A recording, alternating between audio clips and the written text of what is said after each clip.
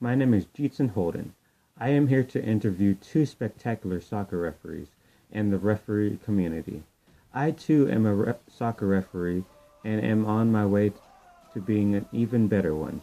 Hope you like this video and thank you and see you soon. Give me freedom, give me fire, give me reason, take me higher. See the champion. Give a brief description of yourself. What's your name, where you are originally from, and what brought you to this state? How long have you been here, and why haven't you moved back? My name is Leland Grant. I'm originally from Cocoa Beach, Florida. I've been in Tennessee for 5 years. I originally came here for music. That's what my job is. And I haven't gone back to Florida because I love it here and my industry's here. The music business is here. Okay, my name is Andy Moss. When we're originally from, I was born and raised in Manchester, England, in 1969. 45 years old. What brought me to this state? I moved here in 1999 with my now ex-wife. Her father was sick, and we moved here to be closer to him, should he take a turn for the worse. How long have I been here? So 99, it's, what's that, 16 years? Right about 16 years. Been in the United States for 18 years at the end of this month. Why haven't I moved back? Well, this is now my home. And having been back 3, 4, 5 times in the 18 years I have been here, England, Britain is not the country that I left, and so it's I wouldn't be able to create the same life there that I've made for myself here. So, and I became an American citizen 3 years ago. So this is definitely where I'm meant to be now. Did you play soccer when you were younger? And if so, what position? Did you think you were good? Gosh, my whole life pretty much. I played from the age of probably 5 and played through college. I still play pickup sometimes, but I was typically either a left mid or a left back was my position. All right. Did you play soccer when younger? And if so, what position did you think you were good? Yeah, as kids, we always think we're good. I was on the school team, high school team. Played. Did I play college? College is a bit different in England than it is here. I think I played in college. Certainly played in the army for the brigade team. So I've played all my life. I probably started playing when I was 5 or 6, something like that. When I first went to what is the equivalent of elementary school, played pretty much anywhere. I've always been fairly quick, so I played on the wing. I can kick with both feet, left or right. Goalkeeper because I'm mentally unstable, and I played both those positions, wing. Also played number 10 and goalkeeper when I played in the amateur. Do you still play soccer? Occasionally I play pickup soccer, and not for any serious league or team. And I think the best part is the teamwork, camaraderie, friends, just the exercise as well. What do you think is the best part of soccer? What do you think is the best part of soccer? Just the individual aspects of it. Individual skill is required. At every position it's a little bit different, but also the team aspect. You can't win a game on your own, but you can certainly lose it by being an individual and not a team player. How did you become a soccer referee? I became a referee when I was about 14 or 15. I think that's kind of when most kids start. And I was playing and I heard the referees got paid. So as a kid, that seemed like a good idea. And I worked at a rec league for about a year, uncertified. And then someone saw me referee, I guess, and maybe saw potential or something, and asked me if I wanted to get certified, and I went through that whole process. So I was certified when I was about, I think I was 16 years old, 15 or 16. how do you become a referee? So I was running the amateur league in Franklin, Tennessee, probably 12 years or so ago, and the players would come to me as an authority, as the commissioner of the league, and as somebody who started the league, and obviously somebody from England, and say, well, the referee did this thing, or what does the rule say about this, or this game situation, and I thought I knew and I could do the research as well as any man, but didn't really know exactly what the laws said. So I went and took the entry-level referee class, and that was 10 years ago in January 2005. So I got the theory down. I got I think I got an 86 on my entry-level exam. Then I went and did some youth rec games, which quickly, after 4 or 5 weeks, turned into me doing adult matches, and I've never really looked back since then. What inspired you to pursue to be a higher level referee? What inspired you to pursue to be a higher level referee? So, like I say, about a month or so after starting refereeing, I was pushed into amateur matches, and then tournaments, and then I went to my first youth regionals in 2007 after being a referee for only 2 years, and just seeing people better than me and wanting to do that, and wanting to get that Adidas uniform that they used to give us for the finals, and wanting to go to nationals, and wanting to do higher level games. And I didn't know anything about professional. Well, I knew professional games, but I didn't aspire to do that at that point. And obviously, the longer I stayed in it, I talked to different people and met national referees and international referees, and just really wanted to go as high as I could. But also, as I'm older, I knew that my tenure at the highest levels was going to be fairly short-lived, and I wasn't going to stay there for 10 or 15 years. So I wanted to do as much as I could groundwork to get me where I am now as a national assessor, so that when I do hang up the referee whistle, at least I've got all that background stuff done, and I can just slide in and really help the referees in Tennessee. And so my push for national came partly for myself, but partly for the rest of the state referees within Tennessee. So when I came along, you'd go to an event and you'd meet people and they'd say, "Where are you from?" And you'd say Tennessee, and they'd just kind of say, "Oh," and walk off.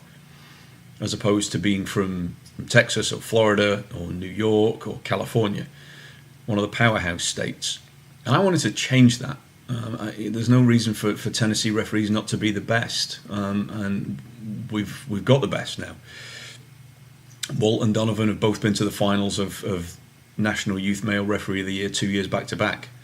We've had our referees perform at the highest levels, and so I think it's starting to change now. When somebody says, "Where are you from?" and you say Tennessee, it's, "Oh, okay, Donovan Eubank, or Walt, or Andy Moss, or Leland, or whatever it may be." I definitely wanted to change the culture, and that was part of my push to get to the highest levels. What do you love about refereeing? Refereeing, what do I love about refereeing? I love that I'm still involved with the game. I enjoy the intensity. I enjoy the challenge. I love that it keeps me in shape for my normal life. I don't think I'd be in as good a shape as I am now if I wasn't having to run all the time to train for soccer. So I like to travel. I like the people. I like working with other referees. You build relationships, you build friendships, and here we are doing an interview because of one of those relationships. So it's cool. I think that's the most important thing anyway. It's just people. What do I love about refereeing? Well, doing things like this. Doing things like we did this past weekend, taking a group of referees down to Alabama, and just hanging out and working with their referees. Yeah, the conditions were terrible. It was muddy, it was horrible, but everybody just I think had a good time.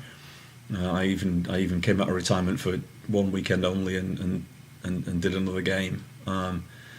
The camaraderie, the never changing aspects, even though within the bounds of the touchline and the goal lines, the game is the same. You've still got 22 players, a ball, 2 goals, and the object is to score the most goals and to win. But it's never quite the same. You're always being challenged. You know, the expression "expect the unexpected." You never entirely sure what you're going to get. Even if you referee the same 2 teams, maybe even the same day, that the next game is going to be a little bit different, and you've always got to be on your toes, and you're always going to be tested. And watching referees develop, helping them get better, seeing something that I've said resonate with them, and seeing them make a change in their game and them have a positive impact on the player's game, and seeing them grow as people and as referees. You know, as an assessor and as an instructor, I get a lot of joy from both of those things, as well as the on-field practical refereeing, blowing the whistle, pointing, and all that stuff. In what place do or would you want to referee if you had to choose anywhere in the world, and why? I would want to referee in England. That's where it all started, and that's pretty much why. I think it would be just incredible. England, Europe, yeah. In what place would I want to referee if you had to choose somewhere in this world, and why? I probably should have read these before, so I had an idea. Why would I want to referee? Any of the major English stadiums with 40, 50, 60,000 fans, that would be a really great experience. Seattle or Portland, they've got a huge fan base.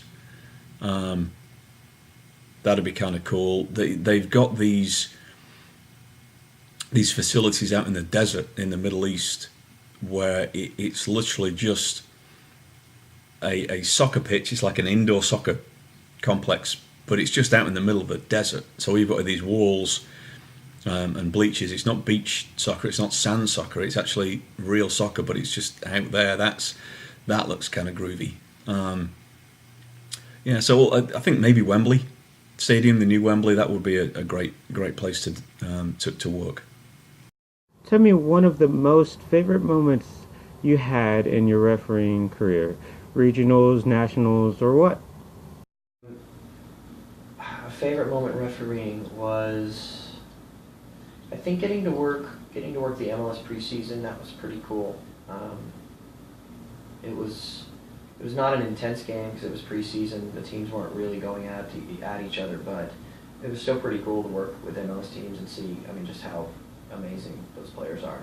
They're really great, yeah. Tell me one of your favourite moments you had in your refereeing career, regionals, nationals, or what and why. So I refereed the 19 boys final at regionals about 3 or 4 years ago when it was in Murfreesboro. That was okay, but kind of a letdown. It was not a great day. They moved the game from the stadium because one of the Tennessee girls teams was in the stadium, so we were on an outlying field. But it's not about me. It would have been good for those boys to have it in the stadium and everybody watching, but it was fine where it was. I think one of my favourite games was the 17 boys semi-final in Dallas 2 years before that, so 2009, I think, 2010 maybe. I still think that's my best game ever. Everything clicked. I was at the height of my fitness. Injuries hadn't started to slow me down. Everything just worked, and I just nailed everything about that game. I had a great crew. and we just all worked really well together. And even the team that lost, it was a team from Dallas. I think it was Solar. They after the game came over and all shook our hands. They were disappointed not to go to the final, obviously, but I think we did a really good job on that game. Finally, can you give me a word of wisdom for any future referees? Word of wisdom for future referees would be know the laws like the back of your hand. It makes things a lot easier out on the field when you don't have to think of, oh, what's this restart and what's this foul and is that a yellow card or a red card? And when you know the rules really well, you know how to bend them and make them work for you. Can I give words of wisdom for any future referees? Don't ever stop learning. Don't give up. Analyse your bad games. Figure out why it didn't go the way that you wanted it to. Don't ever sit back on easy games and say, well, I didn't learn anything on that. You always learn something. Find a mentor. Find somebody you can trust. Maybe two people. Somebody who's a peer, and also somebody who can teach you things. Mainly just somebody you can call after you've had a hard game and just have somebody at the end of the phone who understands what it's like, not to give advice, not to judge, but just to listen. So the synthesized, find a mentor, find somebody you can trust, find somebody you can talk to and learn from. Okay, I think that's it. Bye.